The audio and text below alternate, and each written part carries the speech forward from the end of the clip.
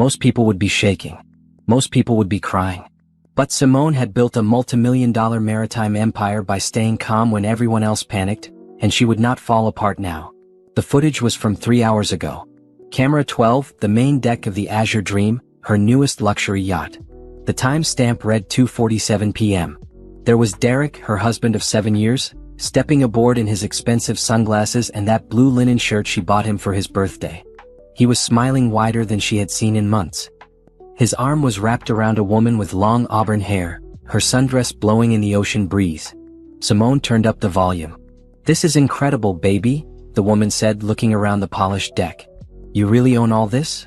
Derek laughed. That same laugh Simone used to love. "The whole fleet. Wait until you see the master suite." Simone's jaw tightened. The master suite. The one she designed herself after visiting yacht shows in Monaco and Dubai. The one with the imported Italian marble and the custom skylight above the bed. She watched as Derek pulled the woman closer, kissing her right there on the deck. The captain, Miguel, stood at a respectful distance near the helm, clearly uncomfortable. He had worked for Simone for 5 years. He knew exactly who Derek was married to. "Mr. Carter," Miguel said carefully, "shall I show you and your guest to your accommodations?" "The honeymoon package," Derek said, grinning. "Nothing but the best for my lady." The woman giggled. "Honeymoon package? Derek, you are too much." Simone paused the video. The woman's face was frozen on the screen, caught mid-laugh. She looked young, maybe late 20s. Pretty in an obvious way. Simone zoomed in on her left hand. No ring. No tan line. No sign she had any idea Derek was married. Or maybe she did know. Maybe she did not care. Simone sat back in her leather chair, the one positioned in front of the wall of monitors that tracked all 12 vessels in her fleet. This office, tucked away in the administrative building of Carter Maritime Group, was her sanctuary. No one came here without permission. Not her employees. Not her friends. And definitely not Derek, who thought she just managed some boat rentals as a hobby. He had no idea she owned the entire operation. He thought she worked for someone else. She let him believe that because it made him feel superior, and for 7 years she convinced herself that a small lie was worth keeping the peace. She had been a fool. Her cell phone buzzed. A text from Tasha, her best friend since college. "Lunch tomorrow? You have been dodging me for 2 weeks." Simone stared at the message. 2 weeks ago, she noticed Derek started working late more often. Started putting passwords on his phone. Started picking fights over nothing so he could storm out of the house. She suspected. She hired a private investigator. And 3 days ago, Jordan Wells handed her a folder full of proof. Hotel receipts. Restaurant charges. Apartment rental agreements for a place in the city Derek claimed was a temporary office space. But seeing it on her own security footage was different. This was her yacht. Her business. Her name on the hull of that ship. Derek had brought his mistress onto Simone's own property and pretended to own it. She texted Tasha back. "Tomorrow works. I have news." Simone turned back to the monitors. The Azure Dream was still at sea, scheduled to return to the marina at 8 o'clock tonight. She glanced at the ship's manifest on her computer screen. The honeymoon package Derek booked included champagne, premium meals, a private chef, and a sunset cruise along the coastline. He paid for it with their joint credit card. Simone opened her desk drawer and pulled out her phone. Not her regular cell, but the secure line she used for business. She scrolled through her contacts and stopped at one name. Patricia Monroe. The best divorce attorney in the state. Simone pressed call. It rang twice before a crisp, professional voice answered. "Patricia Monroe. Patricia, this is Simone Carter. I need to retain your services immediately." There was a pause. Patricia had handled the legal incorporation of Carter Maritime Group. She knew exactly who Simone was and what she was worth. "I am clear for the next hour," Patricia said. "Are you safe?" "I am safe," Simone replied. "But I need to move quickly. My husband is currently on one of my yachts with another woman. He does not know I own the company. I need to file for divorce, freeze assets, and ensure he cannot touch my business." "Do you have a prenuptial agreement?" "Yes. Ironclad. You drafted it yourself." "Good. I will pull the file. Can you come to my office now?" Simone looked at the monitor again. Derek and the woman were sitting on the deck, drinking champagne, toasting to something Simone could not hear. "I will be there in 20 minutes, Simone said. She ended the call and stood up. Her reflection stared back at her from the dark window. She was 34 years old, beautiful, successful, and apparently married to a liar. Her dark brown skin glowed even under the fluorescent office lights. Her natural hair was pulled back into a sleek bun. She wore a white blazer and tailored pants because she had a meeting earlier with potential investors. Investors who wanted to partner with her. Not Derek. Simone grabbed her purse and took one last look at the monitors. The Azure Dream sailed smoothly across the water, carrying her cheating husband and his mistress toward what they thought was a romantic evening. They had no idea the storm that was coming. Simone walked out of her office, locked the door, and headed toward her car. Her hands were still steady. Her mind was clear. And for the first time in 2 weeks, she felt something other than sadness. She felt powerful. Simone had not always owned 12 luxury yachts and a marina that stretched across 2 acres of prime coastal property. 10 years ago, she was a recent business school graduate with a dream and a small inheritance from her grandmother. $50,000. That was all she had. Most people told her to invest it safely. Buy a condo. Start a retirement fund. Play it smart. But Simone saw an opportunity. She grew up spending summers on her uncle's fishing boat, learning navigation, maintenance, and the ins and outs of maritime operations. While other kids were at the mall, she was scrubbing decks and studying boat mechanics. She loved the water. She loved the freedom. And she saw how much wealthy tourists paid for a single day on a luxury vessel. So she bought a small yacht. Nothing fancy. A 30-footer that needed work. She spent 6 months fixing it up herself, learning everything from engine repair to interior design. She named it Dream One. Her first client was a couple celebrating their anniversary. They paid $3,000 for a sunset dinner cruise. Simone made sure everything was perfect. The food, the music, the route along the coastline. They left a glowing review and referred 3 more clients. Within 2 years, she owned 3 boats. Within 5 years, she had 8 and enough revenue to purchase the marina property. She incorporated as Carter Maritime Group and hired a small team of captains, chefs, and maintenance crew. That was when she met Derek. He was a corporate consultant attending a business conference at a hotel near the marina.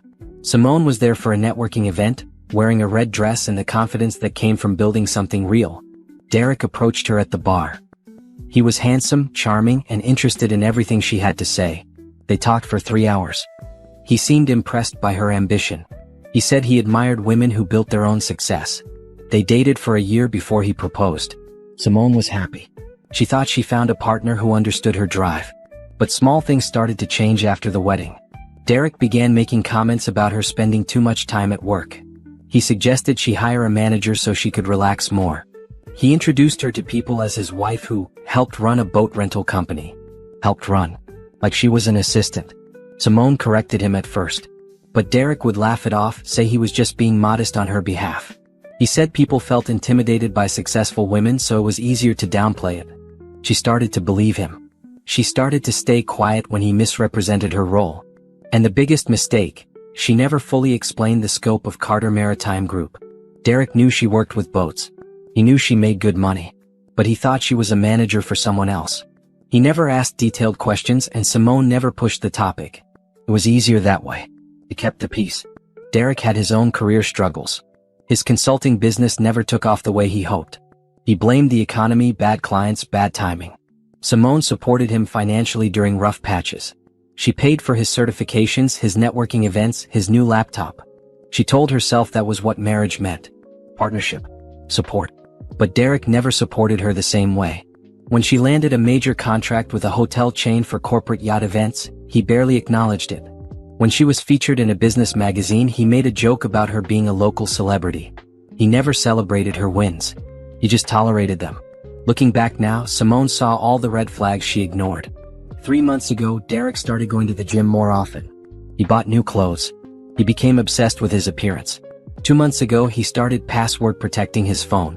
1 month ago, he booked a weekend trip and told Simone it was a consulting retreat.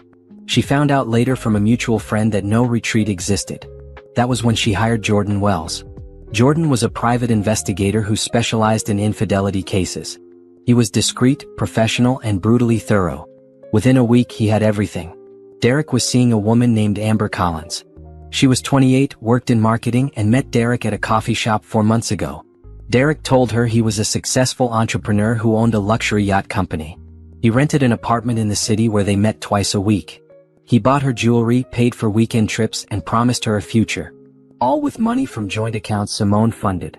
Jordan's report included photos, receipts, and even text message screenshots obtained through legal channels. Derek called Amber baby and my queen. He made plans to take her on a special trip. Something unforgettable. The yacht reservation came through Simone's own booking system 3 days ago. Derek used a fake name, but the credit card was joint. The booking agent, who did not know Derek personally, processed it like any other client. Simone saw the reservation. She checked the guest name. She cross-referenced the credit card. And then she pulled the surveillance footage.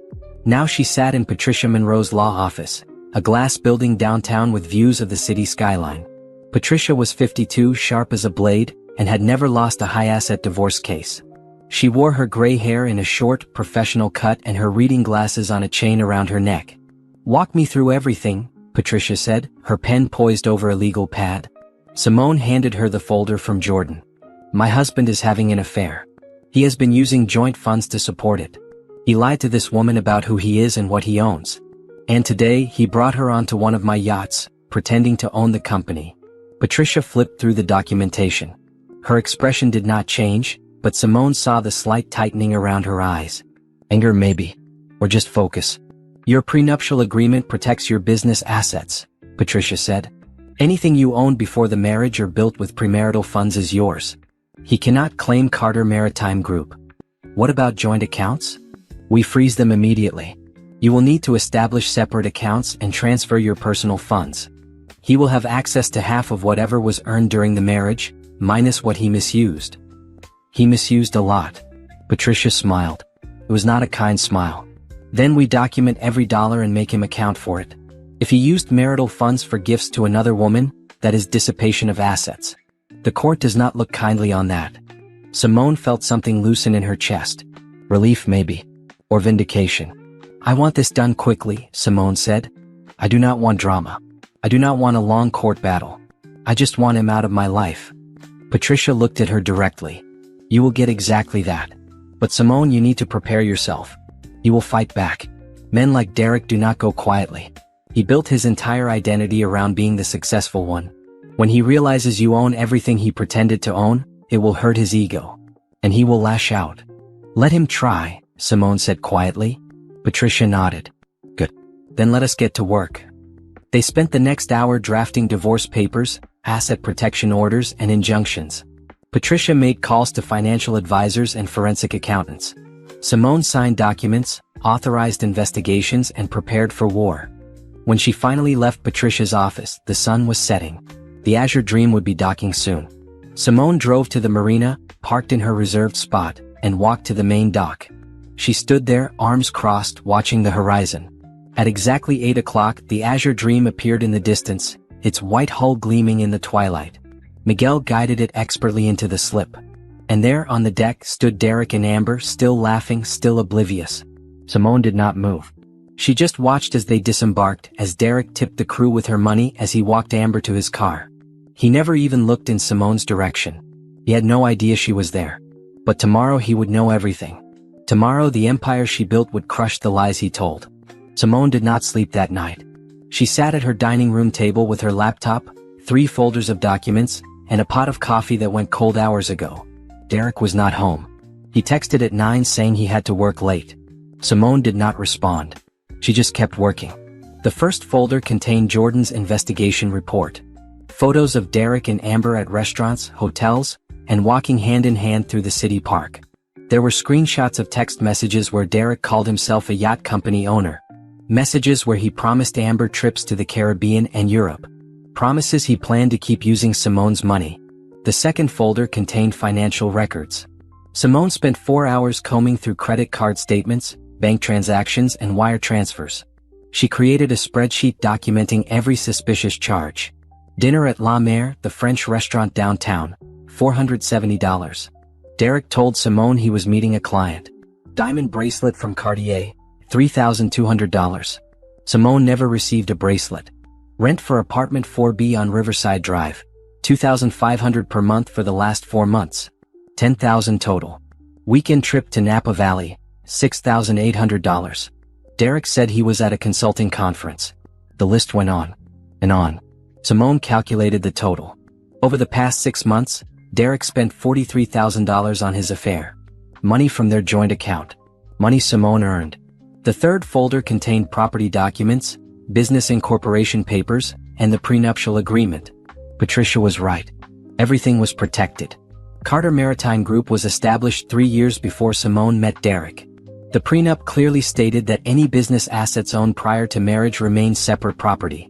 Derek signed it without argument. Probably because he never thought Simone's little boat business would amount to anything. At 4 in the morning, Simone heard the front door open. Derek came in quietly, trying not to wake her. She heard him drop his keys on the kitchen counter, open the refrigerator, close it again. She stayed at the dining room table with the lights off, waiting. Derek walked past without noticing her. He went upstairs to the bedroom they shared. She heard the shower turn on. Simone closed her laptop. Tomorrow morning, she had a meeting scheduled with her accountant, her business manager, and Patricia. They would finalize the divorce filing and prepare the asset freeze. But tonight she had one more thing to do. She opened her phone and pulled up the security app for their home system. Derek did not know she had cameras installed 6 months ago after a break-in 2 streets over. Small, discreet cameras in common areas, including the home office Derek used. Simone scrolled through footage from the past week. There. 3 days ago. Derek in the office on a video call. She turned up the volume. "Baby, I cannot wait to see you," Derek was saying to someone on the screen. "This weekend is going to be perfect. I booked the best yacht in the fleet. You deserve it." Amber's voice came through the speakers. "You are so good to me. I still cannot believe you own all those boats. You must be so successful." Derek laughed. "I worked hard for it. Built the whole company from nothing. But it is worth it to see you smile." Simone saved the video file. More evidence. More proof of his lies. She also found footage from 2 weeks ago. Derek in the same office on the phone, his voice angry. "I do not care what Simone thinks," he was saying. "She does not understand business. She just manages schedules and handles paperwork. I am the one making real money." Simone paused the video. That was a lie too. Derek's consulting business brought in maybe $30,000 a year. Simone's company pulled in over $2 million annually. But he believed his own delusions. He convinced himself she was beneath him. The sky started to lighten outside. Dawn was coming. Simone heard Derek get into bed upstairs. Heard the springs creak as he settled in. She stayed at the table, organizing her evidence into clear, undeniable categories. Financial misuse. Emotional manipulation. Fraud. Lies. At 7, her alarm went off upstairs. Derek would be waking up soon, getting ready for another day of pretending to be someone he was not. Simone went upstairs, moving quietly. She grabbed clothes from her closet and dressed in the bathroom. A navy suit today. Professional. Powerful. When she came out, Derek was awake, scrolling through his phone in bed. "Morning," he said without looking up. "Morning," Simone replied. "I have meetings all day," Derek said. "Might be late again tonight." "Okay." He finally glanced at her. "You look nice." "Special meeting?" "Something like that." Derek went back to his phone. He did not ask details. He never did. Simone left the bedroom and went downstairs. She made herself a protein smoothie, grabbed her briefcase and walked out the front door. She did not say goodbye. At 9 o'clock, Simone sat in the conference room at Carter Maritime Group headquarters with her core team. Patricia was there with 2 associates. Jordan Wells sat across from her with an updated report. Her accountant, Robert Chin, had his laptop open with financial projections. And Tasha, who Simone finally told everything yesterday, sat beside her offering silent support. "Let us begin," Patricia said, opening her folder. "Simone, we are filing for divorce today. The papers will be served to Derek at his office by 4 p.m. Simultaneously, we will freeze all joint accounts and file injunctions preventing him from accessing business assets." Robert spoke up. "I have separated Simone's personal finances from all joint holdings. New accounts are established. Derek will have access to exactly half of the marital savings, which amounts to $47,000 after we subtract what he misappropriated." "He spent $43,000 on the affair," Simone said. "Correct. Which means his share is reduced to $4,000. We have documentation for every misused cent." Jordan added, "I also have testimony from 3 witnesses who saw Derek with Amber. Restaurant staff, hotel employees, and a parking attendant. All willing to testify if needed." Tasha squeezed Simone's hand under the table. "You are doing the right thing." Simone nodded. She felt clear-headed, focused. Patricia continued, Derek will likely attempt to claim part of Carter Maritime Group. His lawyers will argue he supported you emotionally and contributed to your success. But the prenup is solid. He has no legal claim. What about the yacht incident? Simone asked. Can we use that? Absolutely. It demonstrates fraud and misuse of your property. It also shows a pattern of deception. The surveillance footage is admissible. Simone thought about the video of Derek and Amber on the Azure Dream. Thought about him pretending to own what she built. I want him to know, Simone said quietly. I want him to know exactly what he lost. Patricia smiled that sharp smile again. He will. The meeting lasted 2 hours. They covered every detail, every possible scenario, every legal strategy. When it ended, Simone walked to her private office and sat at the desk overlooking the marina. Her yachts were docked in a neat row, their white hulls gleaming in the sun. She built this. Every boat, every contract, every success. She did it through hard work, smart decisions, and relentless determination. Derek did not build anything. He just took credit and spent money. Her phone buzzed. A calendar reminder. Derek's divorce papers would be served in 6 hours. Simone allowed herself a small smile. Let the games begin. The process server arrived at Derek's office at exactly 4 o'clock. Simone knew this because Patricia texted her a confirmation. Papers served. He is reading them now. Simone was at the marina, standing on the deck of the Azure Dream. The same yacht where Derek brought Amber 3 days ago. The same deck where he lied and pretended to be someone he was not. She was not alone. Patricia stood beside her in a sharp gray suit, a leather portfolio under her arm. Jordan was there too, camera ready to document everything. And Miguel, the captain, waited near the helm with 2 members of Simone's security team. This was not about revenge. This was about control. Simone's phone rang. Derek. She let it ring 4 times before answering. What the hell is this? Derek's voice was shaking. Anger, shock, fear. Maybe all 3. Divorce papers, Simone said calmly. I believe they are self-explanatory. You cannot be serious. Simone, we can talk about this. Whatever you think I did. I do not think anything, Derek. I know. I have evidence. Photos. Videos. Financial records. I know about Amber. I know about the apartment. I know about every lie you told. Silence on the other end. You are on the Azure Dream right now, Derek said slowly. Aren't you? I am. On my yacht.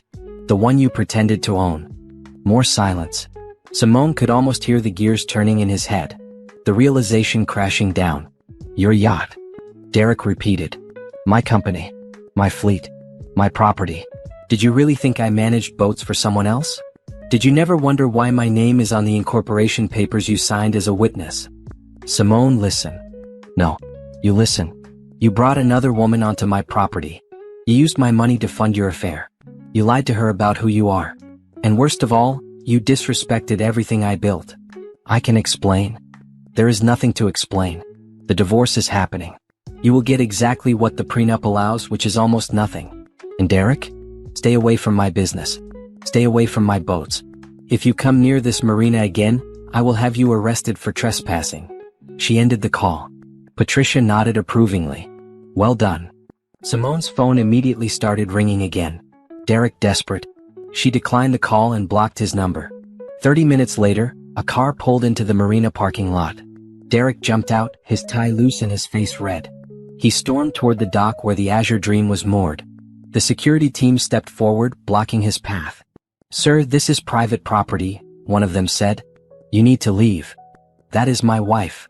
Derek shouted, pointing at Simone. Simone, get down here and talk to me. Simone stayed on the deck, arms crossed. She did not move. Derek tried to push past security. They held firm. Mr. Carter, Patricia called from the deck, her voice carrying across the water. You are trespassing on private property owned by Carter Maritime Group. You have no legal right to be here. If you do not leave immediately, we will call the police. This is insane. Derek yelled. Simone, please. We have been married for 7 years.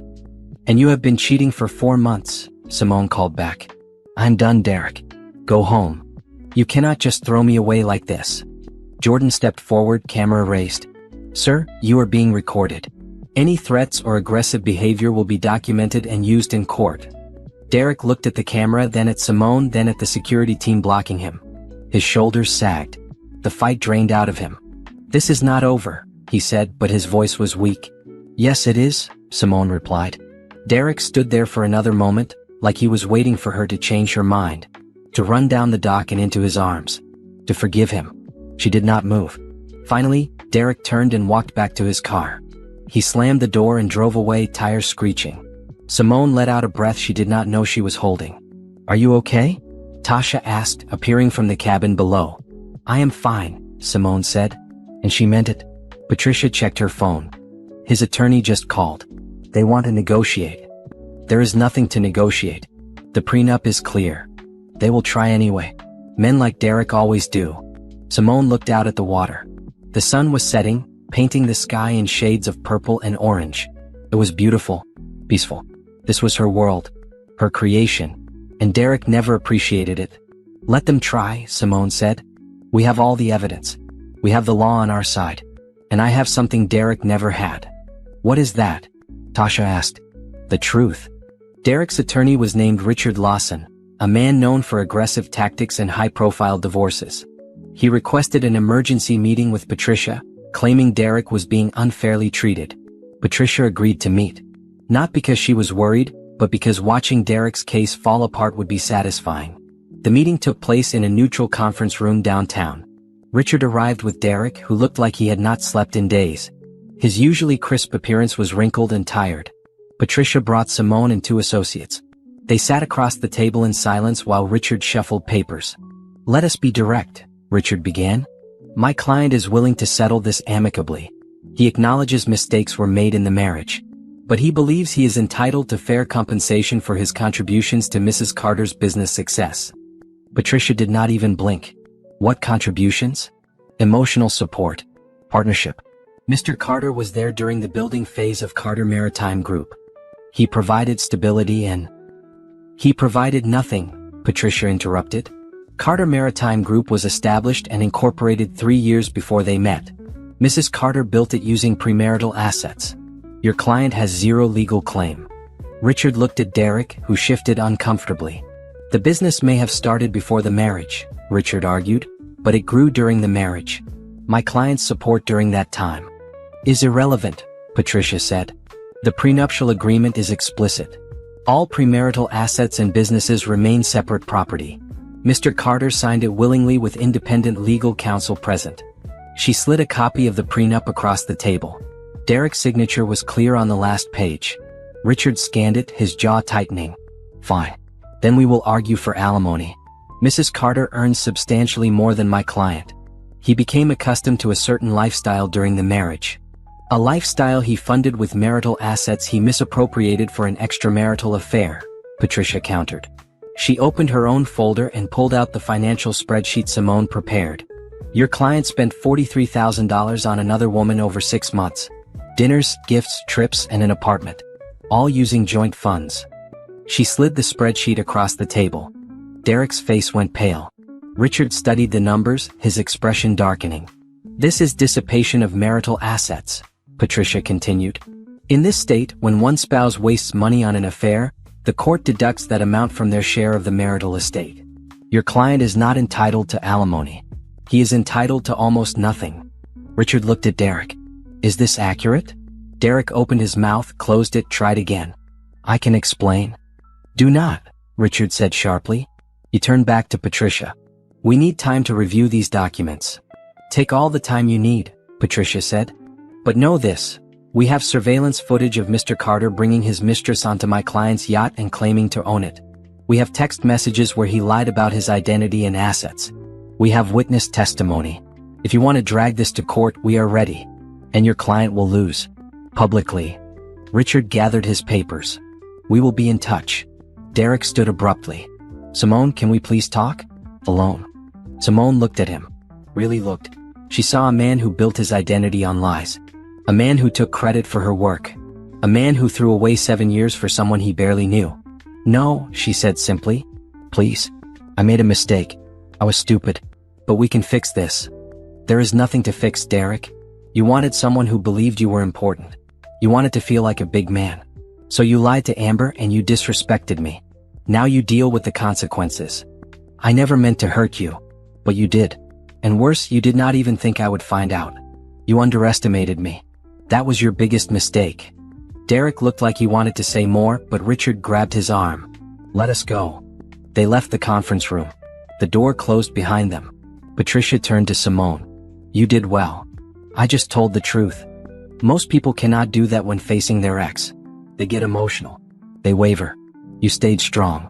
Simone felt strong. Stronger than she had in months. Over the next 2 weeks, Derek's legal team tried everything. They requested financial disclosures, hoping to find something they could claim. They argued that Derek deserved credit for emotional labor. They even suggested Simone was being vindictive. Patricia shut down every argument with facts, documentation, and legal precedent. Meanwhile, Simone focused on her business. She had a major contract negotiation with a hotel chain that wanted to offer yacht experiences to their premium guests.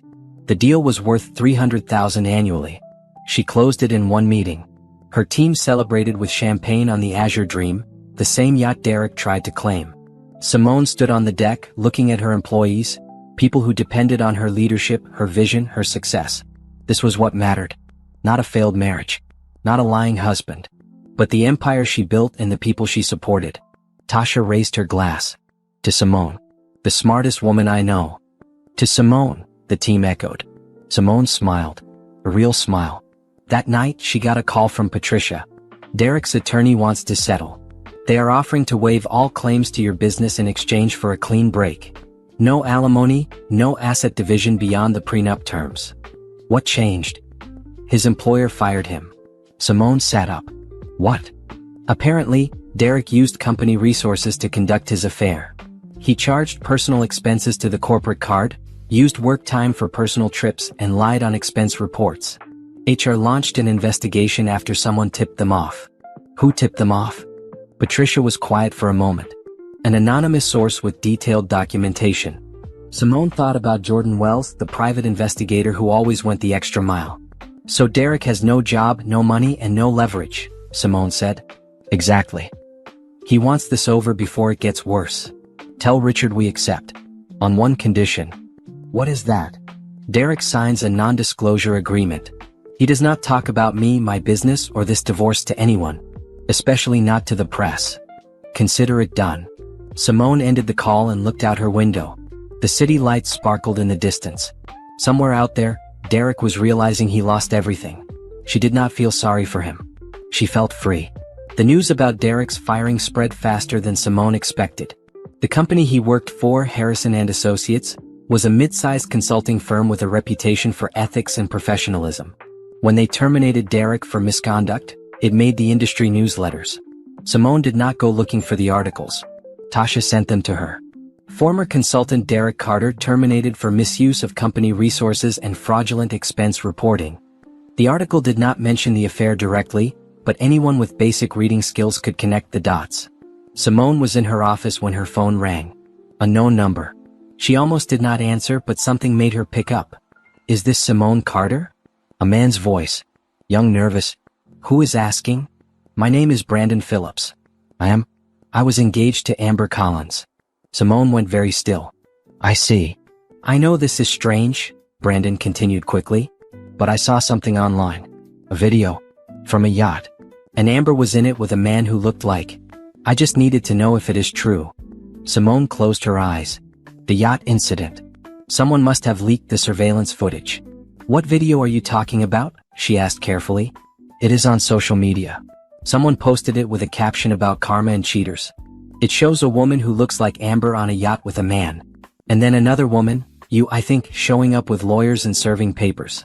Simone pulled up her laptop and searched. There it was. A 15-second clip someone edited from the security footage. It showed Derek and Amber kissing on the deck, then cut to Simone arriving with Patricia. The video had 50,000 views. "I did not post that," Simone said. "I do not know who did. But is it real? Is that Amber?" Simone thought about lying. Thought about protecting the woman who helped destroy her marriage. But Brandon deserved the truth. "Yes," Simone said. "That is Amber. And the man is my soon-to-be ex-husband, Derek. They have been seeing each other for months." Brandon was quiet. She heard him breathing, processing. Did she know he was married? Brandon finally asked.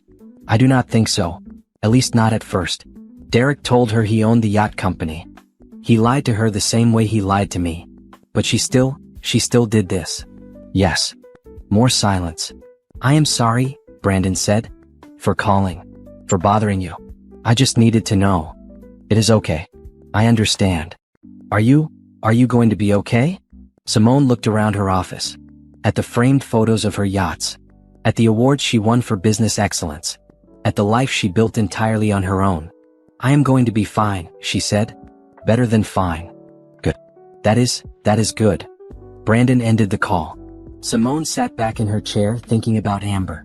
Thinking about how Derek's lies destroyed multiple lives. She did not feel satisfaction. Just tired. Her phone rang again. This time it was Tasha. Have you seen the video? Tasha asked. Just now. It is going viral. People are calling you a boss. A queen. There are memes. Memes? Good ones. Mostly women celebrating you. Saying they want to be like you when their husbands cheat. Simone did not know how to feel about that. She never wanted to be internet famous. But maybe it was not a bad thing. Maybe it showed other women they did not have to accept betrayal. They could walk away and still be powerful. The next morning, Simone woke up to 300 new followers on her professional social media account. Messages poured in from women sharing their own stories. Asking for advice. Thanking her for being strong.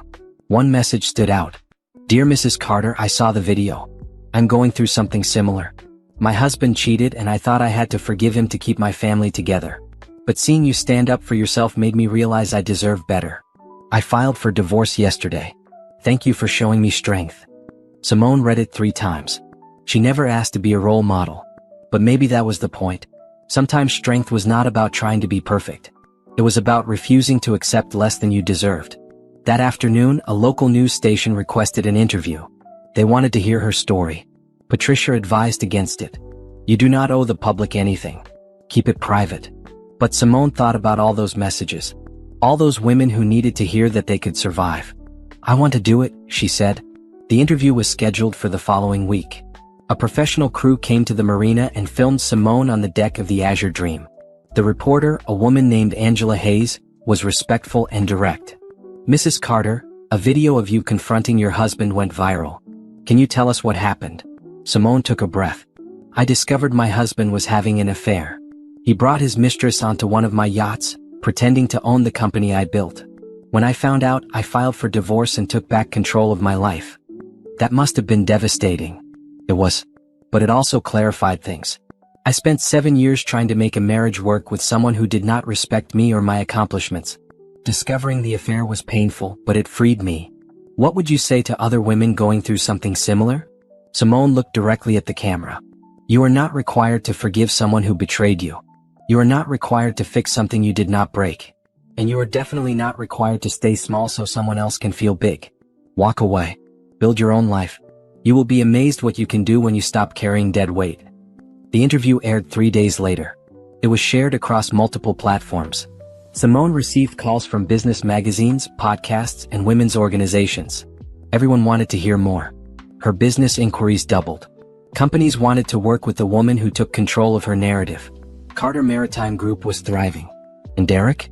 Derek was unemployed, disgraced, and alone. Amber left him too. Apparently, she was not interested in a man with no job and no money. Simone did not gloat. She just kept moving forward. Because the best revenge was not making him suffer. The best revenge was succeeding without him. 6 months after the divorce was finalized, Simone stood in front of a room full of investors, presenting the next phase of Carter Maritime Group. Luxury yacht experiences are no longer limited to the ultra-wealthy, she explained, clicking to the next slide. Our data shows a growing market of professionals who want premium experiences without the cost of ownership. Our expansion plan includes 10 additional vessels, a membership program, and partnerships with international resorts. The investors leaned forward, studying the projections on the screen. Simone had spent 6 months refining this pitch. 6 months of market research, financial modeling, and strategic planning. 6 months of proving Derek wrong about everything. We are projecting a 40% revenue increase within 2 years, she continued. Our customer retention rate is 92%. And our brand recognition has increased significantly over the past year. That last part was true thanks to the viral video and interview. What started as a painful public moment became a marketing advantage. People wanted to support the woman who stood up for herself. One investor, a woman named Rachel Morrison, raised her hand. "What makes you confident you can manage this level of expansion?" Simone smiled. "I have been managing growth for 10 years. I started with one boat and $50,000. Today, Carter Maritime Group operates 12 vessels and generates over $2 million annually. Expansion is not new to me. It is what I do best." Rachel nodded, satisfied. The meeting ended with commitments for $1.2 million in investment capital. Enough to purchase 3 new yachts and fund the membership program development. Simone shook hands with each investor, maintaining her professional composure. But inside she was celebrating. After they left, Tasha rushed in with champagne. "You did it," Tasha squealed. "You just secured over $1 million. "We did it," Simone corrected. "You helped with the research. Please. This is all you. You are a powerhouse." They toasted in Simone's office, looking out at the marina where everything started. "You know what I have been thinking about?" Simone said. "What?" "Starting a foundation. Something to help women who are recovering from divorce. Business grants, mentorship, legal resources. All the things I wish I had access to when I was going through it." Tasha's eyes lit up. "That is perfect. You could change lives. I want to call it the Carter Foundation for Women's Empowerment. We could offer small business grants to women starting over. Help them build independence." "When do we start?" Simone grinned. "Tomorrow." The foundation launched 3 months later. Simone contributed $200,000 of her own money as seed funding. She recruited a board of directors that included Patricia, her attorney, and several successful businesswomen from different industries. The mission was simple: support women rebuilding their lives after divorce, abuse, or financial hardship. The first grant went to a woman named Nicole who wanted to start a catering business after her husband left her with 3 kids and no savings. Simone gave her $10,000 and connected her with a business mentor. Within 6 months, Nicole's business was profitable. The second grant went to a woman named Stephanie who survived domestic violence and needed help opening a daycare center. Simone funded her licensing fees and first 3 months of rent. Stephanie's daycare now served 20 families. Story after story. Woman after woman. Simone watched them transform just like she did.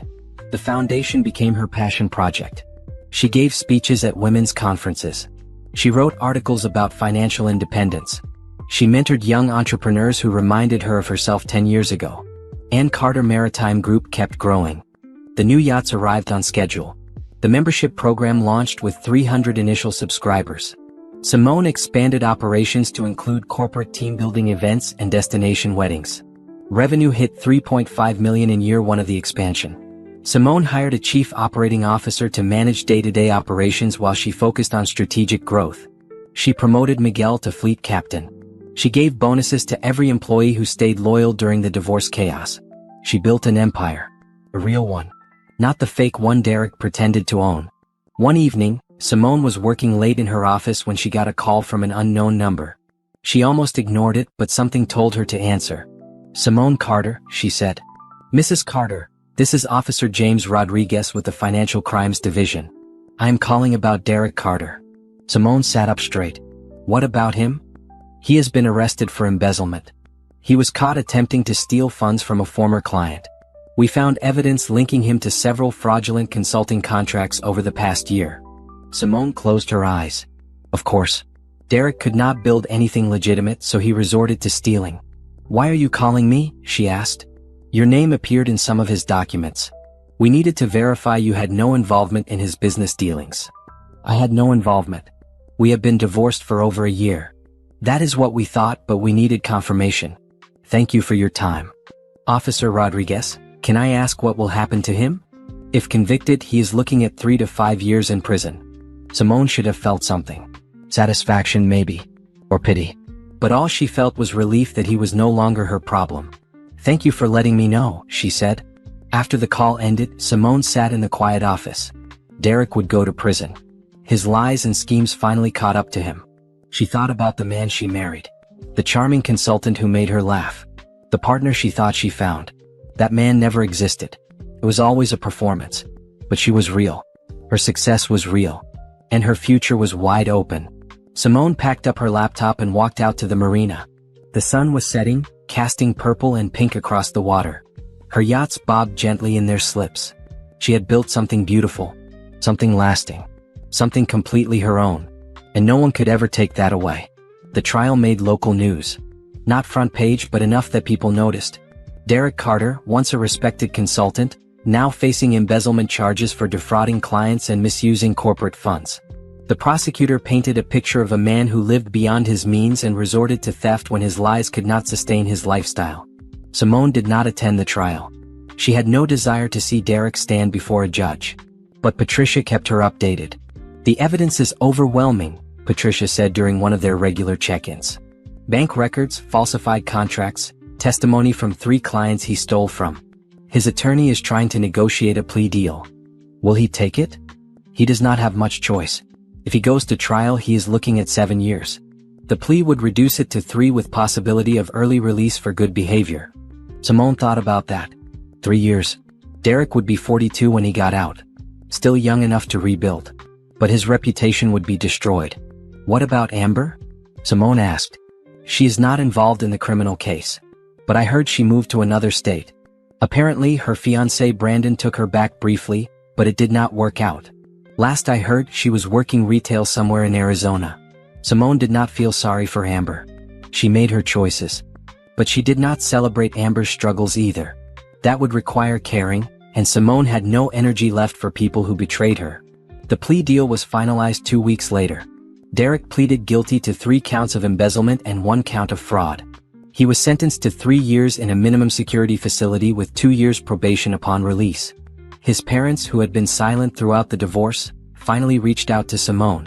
Derek's mother, Helen, called on a Tuesday afternoon. "Simone, this is Helen Carter. I know we have not spoken since everything happened. But I wanted to apologize." Simone was surprised.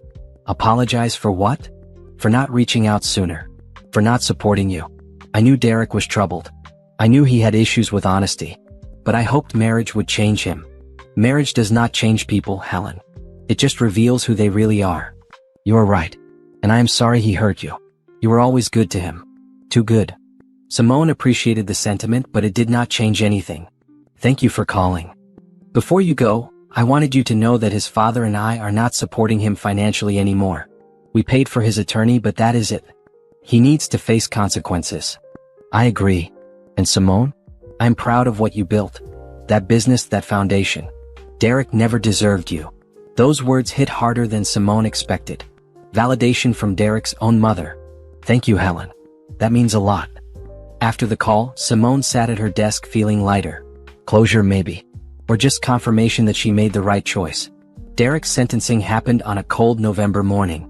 Simone was in a meeting with potential investors from Dubai when Patricia texted her. "He's going in today. 3 years. It is over." Simone excused herself from the meeting for a moment and stepped into the hallway. She looked out at the marina, at the boats swaying in the winter wind. Derek was going to prison. His career was over. His reputation destroyed. His marriage failed. Everything he built, or pretended to build, was gone. And Simone? She was negotiating international contracts, expanding her foundation, building a legacy. She did not feel victorious. She felt free. Back in the conference room, the Dubai investors were reviewing her expansion proposal. They wanted to partner with Carter Maritime Group to offer luxury yacht experiences in the Middle East. "Mrs. Carter," the lead investor said, "we are very impressed with your business model and your values. We would like to move forward with a partnership." Simone smiled. "I am glad to hear that." They shook hands. Another deal closed. Another step forward. That evening, Simone hosted a foundation fundraiser at the marina. Over 200 people attended. Business leaders, community activists, women who benefited from the foundation grants. Simone gave a speech about resilience and rebuilding. "A year ago, I thought my life was falling apart," she told the crowd. "I discovered my husband's betrayal. I went through a painful divorce. I questioned everything I thought I knew about trust and partnership. But what I learned is this: when someone shows you they do not value you, believe them. And then walk away and build something better." The crowd applauded. Women approached her afterward, sharing their own stories, thanking her for speaking truth, asking for advice. Simone listened to each one, offered encouragement, made connections. This was her purpose now. Not just building a business, but lifting other women as she climbed. Late that night, after everyone left, Simone sat alone on the deck of the Azure Dream, the same yacht where Derek brought Amber. The same place where her old life ended and her new one began. She looked up at the stars and thought about everything that happened. Derek was in prison. Amber was gone. The marriage was over. But Simone was still here. Still standing. Still building. And that was the best revenge of all. Therapy was not something Simone thought she needed. She was strong, independent, successful. She handled the divorce with grace and moved on. But Tasha gently suggested it. Just because you can handle things alone does not mean you should. So Simone started seeing Dr. Lisa Franklin, a therapist who specialized in trauma recovery and life transitions. Their first session was awkward. Simone sat in the comfortable office, unsure where to start. "Tell me what brings you here," Dr. Franklin said. "My best friend thinks I need to process my divorce. What do you think?" Simone considered that. "I think I am fine. I moved on. My business is thriving. I am happy. Are you?" The question hung in the air. Simone opened her mouth to say yes but stopped. Was she happy? Or was she just busy? "I do not know," she admitted. That first session opened a door Simone did not realize was closed. Over the next 6 months, she worked through feelings she buried under work and success. Anger. Not at Derek specifically, but at the years she wasted trying to make him feel important. Sadness. For the partnership she thought she had but never existed. Relief. That it was over. That she did not have to pretend anymore. And eventually, acceptance. Derek was broken long before he met her. Nothing she did could have fixed him. "You cannot save someone who does not want to be saved," Dr. Franklin said during one session. "You can only save yourself." Simone carried those words with her. She started saying no to things that did not serve her. She delegated more at work. She took actual vacations instead of just working remotely from different locations. She reconnected with friends she neglected during the marriage. College roommates, old coworkers, women she met at conferences but never followed up with. She traveled to Barcelona and sailed the Mediterranean. She took a cooking class in New Orleans. She learned to paint poorly but it made her laugh. She remembered who she was before Derek. And she discovered who she could become without him. One afternoon, Simone was at the marina inspecting a new yacht delivery when a man approached her. He was tall, maybe 40, with kind eyes and an easy smile. "Excuse me, are you Simone Carter?" he asked. "I am. How can I help you?" "My name is Cameron Ross. I am a marine architect. I have been following your company's expansion and I am really impressed. I was wondering if you ever considered custom yacht designs for your fleet." Simone studied him. He was professional, respectful, not sleazy. "That is an interesting idea. Do you have a portfolio?" "I do. Can I send it to you?" "Sure. Email is on the website." Cameron smiled. "Great. Thank you for your time." He turned to leave, then paused. "Also, I wanted to say I saw your interview about your divorce and your foundation. What you are doing for women is important. My sister went through something similar. Your work gave her hope." "I am glad it helped," Simone said sincerely. "Me too. Anyway, I will send that portfolio. Thanks again." He walked away. Simone watched him go, noting that he did not ask for her number, did not try to flirt, just did what he came to do and left. Professional. Respectful. 2 days later, his portfolio arrived. The designs were beautiful. Sleek, modern, environmentally conscious. Exactly what Simone wanted for the next generation of her fleet. She called him to schedule a consultation. They met at a coffee shop near the marina. Cameron brought blueprints and 3D renderings. They talked about design philosophy, sustainability, and luxury without waste. "I believe yachts can be beautiful and responsible," Cameron said. "Solar panels, water recycling systems, efficient engines. Luxury does not have to mean destroying the environment." Simone liked that. "Can you design something like that for a 60-footer? "Absolutely. I would love to collaborate with you." They worked together over the next 3 months. Professional meetings, design reviews, contract negotiations. Cameron was talented, reliable, and genuinely passionate about his work. And he never once crossed professional boundaries. Until one evening, after a successful design presentation to Simone's board, Cameron asked if she wanted to grab dinner. "Just to celebrate the approval," he said. "Nothing more. Unless you want it to be more. But no pressure either way." Simone hesitated. She had not dated anyone since Derek. Barely thought about it. But Cameron was different. He knew who she was. He respected what she built. He did not try to diminish her or take credit for her success. "Dinner sounds nice," she said. They went to a small seafood restaurant downtown. The conversation flowed easily. Cameron talked about his daughter from a previous marriage, his love of sailing, his dream of designing environmentally sustainable vessels for major cruise lines. Simone talked about the foundation, her expansion plans, her rediscovery of painting. "I am terrible at it," she admitted, "but I do not care. It is fun." "That is what hobbies are for," Cameron said. "Not everything has to be perfect." That resonated with Simone. For so long she felt like she had to be perfect. Perfect wife, perfect businesswoman, perfect everything. But perfection was exhausting. And it was not real. "Can I ask you something?" Cameron said. "Sure. Do you ever think about dating again? Or is that too forward?" Simone smiled. "It is direct, but I appreciate that. Honestly, I have not thought about it much. The divorce was hard. I am not ready to jump into anything serious." "That makes sense. For what it is worth, I think you are incredible. Not just as a business owner but as a person. The way you rebuilt after everything? That takes real strength." "Thank you. And if you ever want to grab dinner again as friends or maybe more someday, I am interested. But no pressure. I respect whatever pace works for you." Simone felt something unfamiliar. Not butterflies exactly. More like calm. Like she could trust this moment without overthinking it. "I would like that," she said. They saw each other occasionally over the next few months. Casual dinners, walks along the beach, conversations that never felt forced. Cameron never pushed. Never demanded her time or attention. He just showed up consistently and let Simone set the pace. It was refreshing. Healing even. But Simone did not define it. She did not call him her boyfriend or introduce him as anything more than a colleague and friend. Because the truth was, she did not need a relationship to feel complete. She had built a full life on her own. Cameron was a nice addition but not a requirement. And that felt like freedom. 1 year and 4 months after the divorce was finalized, Simone stood on the deck of her newest vessel, the Empress of the Sea. A 120-foot luxury yacht with solar panels, water recycling systems, and the most advanced navigation technology available. It was the flagship of Carter Maritime Group, the crown jewel of her fleet. And it was completely, entirely hers. The unveiling event was packed. Investors, clients, media, and the women from her foundation. Over 300 people gathered at the marina to celebrate. Simone wore a white suit and her natural hair in an elegant updo. She looked powerful, confident, free. Tasha stood beside her, beaming. "You did it, girl. You really did it." "We did it," Simone corrected. "I could not have done this without you." The mayor gave a speech about economic development and women in business.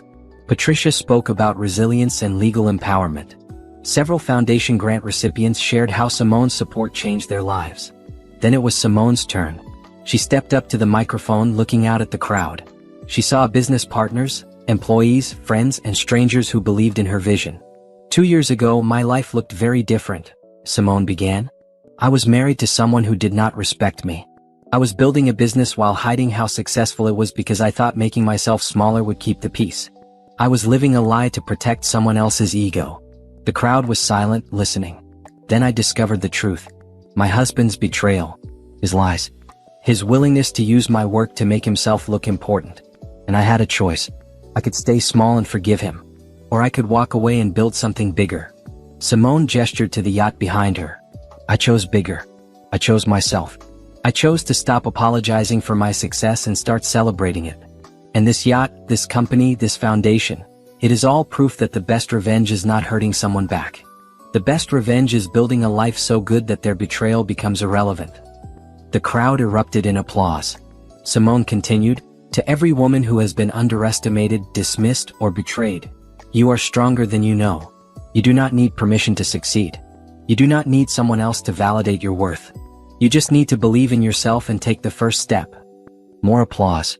Women in the crowd wiped tears. Men nodded in agreement. Carter Maritime Group started with 1 boat and a dream. Today we operate 15 vessels, employ over 50 people, and generate over $4 million annually. The Carter Foundation has given grants to 63 women and helped them start businesses, leave abusive situations, and rebuild their lives. And we are just getting started. Simone paused, letting that sink in. This yacht represents more than luxury. It represents independence, strength, the power of refusing to settle. And I am proud to share it with all of you. She pulled a ribbon and the champagne bottle swung, shattering against the hull. Cheers filled the marina. Music played. People boarded the yacht for tours. Photographers captured every moment. Simone stood back, watching it all unfold. This was hers. Every inch of it. Cameron approached, holding 2 glasses of champagne. "You were amazing up there." "Thank you. I mean it. You are changing lives." Simone looked at him. Over the past year, their relationship evolved slowly. Dinners became weekly. Conversations became deeper. But Simone never rushed it. She took her time, made sure this was real. And it was. Cameron was patient, kind, and genuinely supportive. He celebrated her wins without trying to claim credit. He listened without trying to fix everything. He respected her independence. "I have something to tell you," Simone said. "Okay. I do not need you. I want you in my life, but I do not need you to be happy or successful or complete. I built all of this on my own, and I will keep building with or without a relationship." Cameron smiled. "I know. That is what makes you extraordinary. But I do want you here. If you are willing to be patient with me while I figure out what this is. I am willing to be patient forever if that is what you need." Simone kissed him. Not desperately, not like she needed saving. Just a simple, genuine kiss between 2 people who respected each other. Later that evening, as the party wound down, Simone walked along the dock alone. She looked at her fleet, all 15 yachts lined up in perfect order. She thought about Derek. Wondered where he was, if he was thinking about her, if he regretted his choices. Probably not. Men like Derek rarely took responsibility. But it did not matter anymore. Derek was irrelevant. A footnote in her story. A lesson learned. Simone pulled out her phone and opened her notes app. She started writing. "Dear younger me, one day you will be betrayed by someone you trust. It will hurt. You will question everything. But you will survive. You will rebuild. You will create something so beautiful that the pain becomes a distant memory. And you will realize that the person who betrayed you did you a favor. They forced you to see your own strength. They pushed you to stop settling. They gave you the gift of freedom even if they did not mean to. So when that day comes, cry if you need to. Grieve the life you thought you had. But then stand up, brush yourself off and build something better. Because you are capable of more than you know. Love the woman you will become." Simone saved the note. She would share it with the foundation. Maybe it would help someone else. Far away on the shore, a figure stood watching the celebration. Derek. Released early for good behavior. Broke, unemployed, living in a halfway house. He watched Simone laugh with her guests. Watched her stand tall and confident on the deck of a yacht he could never afford. He thought about walking down to the marina. Maybe apologizing. Maybe asking for a second chance. But he did not. Because he knew what Simone would say. She would look at him with those clear, strong eyes and tell him no. She did not need his apology. She did not want his excuses. She had moved on to bigger and better things. Derek turned and walked away, disappearing into the night. And Simone never noticed. She was too busy celebrating the future she built. The Empress of the Sea sailed the next morning on its maiden voyage. Simone stood at the helm beside Captain Miguel, watching the sun rise over the ocean. "Where to, boss?" Miguel asked. Simone smiled. "Anywhere we want." And they sailed forward into open water toward endless possibilities. Because that was the ultimate victory. Not revenge. Not making Derek suffer. But creating a life so full of purpose, joy, and success that his betrayal became nothing more than the starting point of something extraordinary. Simone was free. And free